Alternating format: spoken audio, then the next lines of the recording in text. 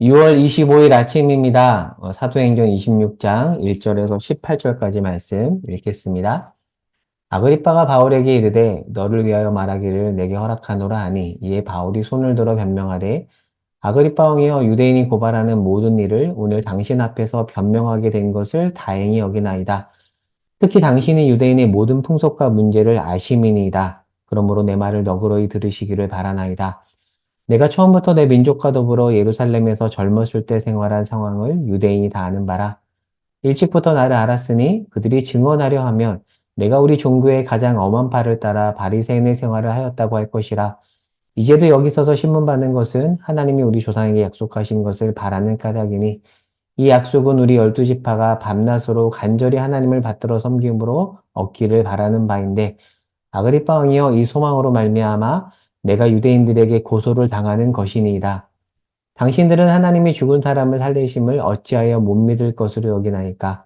나도 나사렛 예수의 이름을 대적하여 많은 일을 행하여야 될 줄 스스로 생각하고 예루살렘에서 이른 일을 행하여 대제사장들에게 고난을 받아가지고 많은 성도를 옥에 가두며 또 죽일 때에 내가 찬성 투표를 하였고 또 모든 회당에서 여러 번 형벌하여 강제로 모독하는 말을 하게 하고 그들에 대하여 심히 격분하여 외국 성에까지 가서 박해하였고 그 일로 대제사장들의 권한과 위임을 받고 다메섹으로 갔나이다. 왕이여 종호가 되어 길에서 보니 하늘로부터 해보다 더 밝은 빛이 나와 내 동행들을 둘러 비추는지라. 우리가 다 땅에 엎드러짐에 내가 소리를 들으니 히브리 말로 이르되 사울아 사울아 내가 어찌하여 나를 박해하느냐?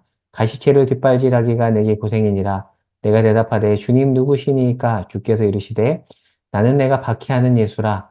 일어나 너의 발로 서라. 내가 내게 나타난 것은 곧 내가 나를 본 일과 장차 내가 내게 나타난 일에 너로 종과 증인을 삼으려 함이니 이스라엘과 이방인들에게서 내가 너를 구원하여 그들에게 보내어 그 눈을 뜨게 하여 어둠에서 빛으로 사탄의 권세에서 하나님께로 돌아오게 하고 죄 사함과 나를 믿어 거룩하게 된 무리 가운데서 기업을 얻게 하리라 하더이다. 아멘. 네, 오늘 본문에서 보면 지금 사도 바울이 죄수 신분으로 연설을 하고 있는데 주 대상은 헤롯 아그리빠 2세와 신임 총독 베스도입니다. 자, 그런데 그 옆에는 또 누가 있냐면 버니게가 있어요. 헤롯 아그리빠 2세 여동생이죠. 어제 봤던 이 헤롯 왕가의 가계도인데 헤롯 아그리빠 2세가 있고 여동생 내 버니게가 있잖아요. 근데 어제도 설명드렸지만 이 버니게는 아그리빠 2세의 여동생이면서도 동거했던 남매지간에 동거했다라는 게 참 이해가 되지 않는데 이제 둘은 또 그런 관계였어요. 네, 복잡하죠. 그리고 이제 이 족보를 보면 그 밑에 막내 여동생인 드루실라가 있는데 기억나시죠? 어제 설명드렸는데 드루실라는 전임 총독인 벨릭스의 아내였어요. 그런데 어떤 기록에 보면 이 드루실라가 이 총독과 결혼한 일을 가지고 버니게가 질투했다라는 그런 자료도 있더라고요. 참 복잡하고도 무서운 집안이죠. 지금 바울이 이 가문 앞에서 연설을 하는데, 자, 2절에 보면 바울이 주로 염두에 두고 있는 대상은 2절에 한번 볼까요? 아그리빠 왕이요. 헤롯 아그리빠 2세입니다. 자, 왜 그런가? 좀 설명을 해볼게요. 자, 이 헤롯 가문은 에돔 족속 출신입니다. 에돔의 피가 흐르죠. 그런데 유대 지역을 다스려요. 에돔의 피가 흐르는데 순수 혈통을 강조하는 유대 지역을 다스린다? 사실 굉장히 묘한 거거든요. 그러다 보니까 어떤 술책을 펴냐면 이 대롯의 가계도를 보니까 여자들 중에서 마리암네가 있습니다. 마리암네는 대제사장의 딸이에요. 왜 대제사장의 딸과 결혼했을까요? 본인이 성분 자체가 에돔 족속이니까 뭔가 유대인의 피를 이렇게 만들려고 한 거예요. 그런데 이 마리암네 가문을 쭉 이렇게 가계도를 그려보면 누가 나오냐면 헤롯 아그리빠 1세와 헤롯 아그리빠 2세가 나옵니다. 그러니까 헤롯 아그리빠 2세는 에돔의 피도 흐르지만 마리암네를 통해서 본다면 유대인의 피도 흘러요. 그러니까 본인은 유대인이라고 생각을 했고 실제로 할례까지 행했다고 합니다. 그러니까 유대인이라고 해도 이 당시 문화 맥락에서 보면은 이상한 게 아니에요. 근데 이들이 유대인이 된 것은 어떤 종교적인 이유라기보다는 철저하게 정치적인 이유였습니다. 자, 어찌되었든 유대인의 배경이 있는 거잖아요. 자, 그래서 오늘 본문에서 보면 사도 바울이 유대교적인 공통 분모를 가지고 아그리파 2세에게 연설을 하는 3절을 보겠습니다. 3절에 보니까 바울이 아그리파 2세에게 당신이 유대인의 모든 풍속과 문제를 안다라고 이야기를 하고 있어요. 왜요?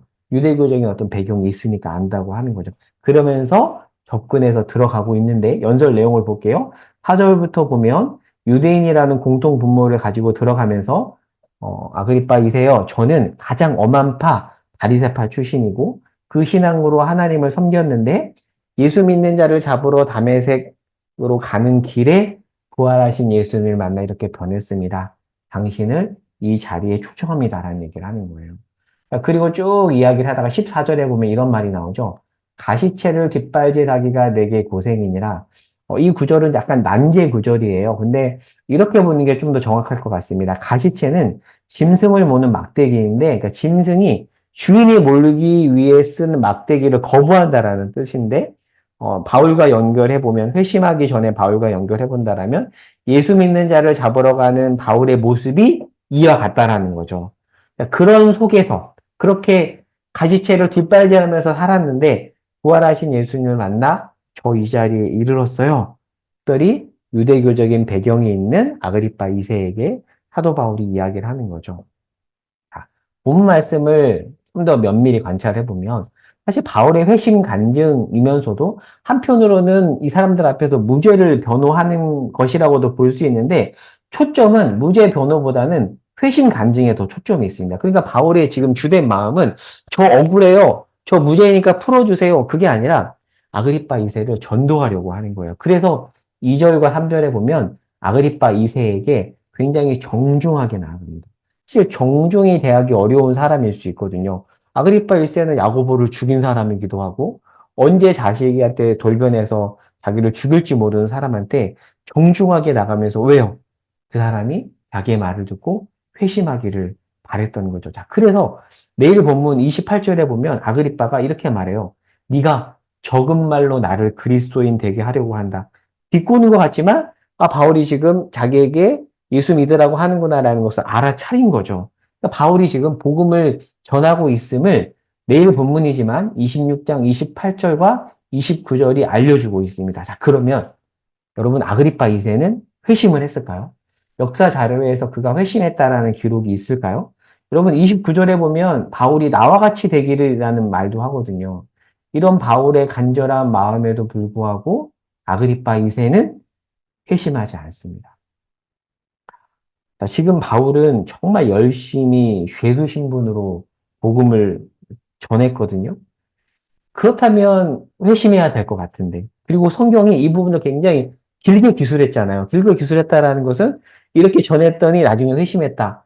그렇게 갈 것 같은데 아그리파 2세가 회심했다라는 기록을 성경도 말하지 않고 그리고 역사 자료에서도 그 얘기를 하지 않습니다. 죄수 신분인데도 정말 정성을 다해서 복음을 전해요. 역사 자료에 보니까 이런 말이 있습니다. 그가, 이 아그리파 2세가 유대인 배경이 있음에도 나중에 66년, AD 66년 이후에, 이 유대인들이 로마 반란에 가담하거든요. 그런데 여기에 아그리파 2세가 가담하지 않았다고 합니다. 그러니까 아그리파 2세는 정치적으로 로마 편에 속한 거죠. 로마에 충성한 거죠. 그러니까 그는 정치적인 술수를 그렇게 발휘했는데 결국 바울의 회심 전도를 수용하진 않습니다. 자, 그런데 제가 이 말씀을 보면서 위로가 됐어요. 목사로서. 그 전도의 달인 바울도 이렇게 거부당하는구나. 아, 그렇구나. 그럼 바울 뭐 하는 거지? 여러분 어떻게 생각하시나요? 이제 오늘 말씀을 정리하고 이제 적용해 보도록 하겠습니다. 여러분, 바울은 정말 최선을 다했고 진심을 쏟아서 아그리파 2세에게 복음을 전했는데 안타깝게도 거부했습니다. 자, 그런데 사도행전 20장 25절에서 27절 말씀을 보겠습니다. 한번 찾아볼게요. 사도행전 20장 25절에서 27절인데 26절, 27절 두 구절만 볼게요. 자, 이렇게 바울이 말하죠. 그러므로 오늘 여러분에게 증언하거니와 모든 사람의 피에 대하여 내가 깨끗하니 이는 내가 꺼리지 않고 하나님의 뜻을 다 여러분에게 전하였습니다. 라고 그렇게 말하는데 피에 대한 책임이 나에게 없다라는 말이에요. 자, 이 말씀을 에스겔서 33장 1에서 6절에 나오는 파수꾼비와 엮어서 한번 설명을 해볼게요. 오늘 설교 끝나고 나서 한번 에스겔 33장 1절에 6절 한번 읽어보세요. 자, 이런 겁니다. 자, 전도자가 말씀을 최선을 다해 전했어요. 그래 상대방이 받아들이지 않을 수 있습니다. 그러면 그 책임은 전도자에게 없다라는 거예요. 자, 그런데 전도자가 전하지 않아서 상대방이 복음을 몰랐다면 그 책임은 전하지 않은 자에게 있다라는 겁니다. 그런 면에서 지금 바울은 무슨 말을 하는 거냐면 저는 최선을 다했습니다. 그 말을 하는 겁니다. 자, 그런데 나는 다 전했으니 듣고 반응하지 않는 자에 대한 책임이 없다라는 말이 약간 책임 회피처럼 들릴 수 있거든요. 그런데 이 말은 유심히 보면 최선을 다해 전한 자가 할 수 있는 고백이에요. 저는 정말 최선을 다했습니다. 그런데 열매가 없군요. 그러나 나는 최선을 다했고 하나님이 그 뒤에 하실 것입니다. 저는 목회자로서 이 고백을 하는 자의 길을 이 말씀을 준비하면서 기도하게 되었거든요.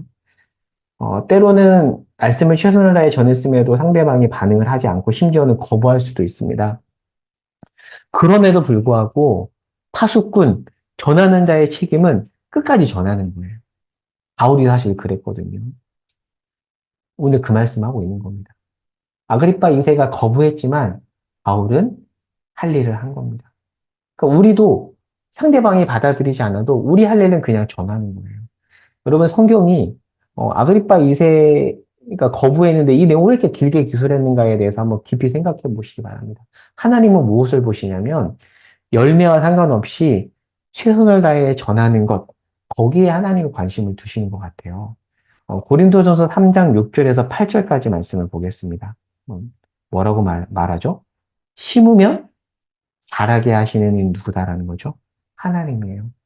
자라게 하는 것은 하나님이고 우리 역할은 다만 심는 거예요. 근데 종종 내가 내 눈으로 자라게 하는 걸 보면서 내가 자라게 했다라는 그 말을 하고 싶은 충동이 전하는 자에게 있어요. 저에게도 있습니다. 그런데 그 마음을 내려놔야 되죠. 다만 심는 일을 잘 감당하면 그 뒤는 하나님이 하시는 겁니다. 사랑하는 여러분, 오늘 말씀으로 여러분에게 도전합니다. 가족 중에서 아직 주님을 외면하는 분들이 있을 수 있어요. 여러분, 심으십시오. 또 심으십시오. 잘하게 하시는 이는 하나님이십니다. 거부할지라도 낙심하지 말고 심으시기 바랍니다. 그러면 충분합니다. 우리 할 일은 다만 최선을 다해 심는 것입니다. 그리고 나서 주께 맡기십시오. 오늘 기도 제목이에요. 심다가 낙심한 분들이 있을 텐데요. 그분들에게 주님이 주시는 위로가 있기를 소망합니다. 그리고 특별히 주변에 안 믿는 사랑하는 사람들을 위해서 이 아침에 주 앞에 맡겨드리며 기도하도록 하겠습니다. 그 밖에 개인 기도 제목을 가지고 또 기도할게요. 제가 마지막 기도하고 마치겠습니다. 하나님, 사도 바울이 최선을 다해 말씀을 전했습니다. 그럼에도 불구하고 아그리빠가 거부합니다. 안타깝습니다. 우리 주변에서도 이런 일들이 얼마나 많은지 모르겠습니다. 거부해도 주님 포기하지 않게 하시고 최선을 다해 전하는 것을 귀히 보시는 그 주님의 마음을 알고 우리가 어떤 상황에서든지 낙심하지 않고 전하며 살도록 인도하여 주시옵소서. 예수님의 이름으로 기도합니다. 아멘.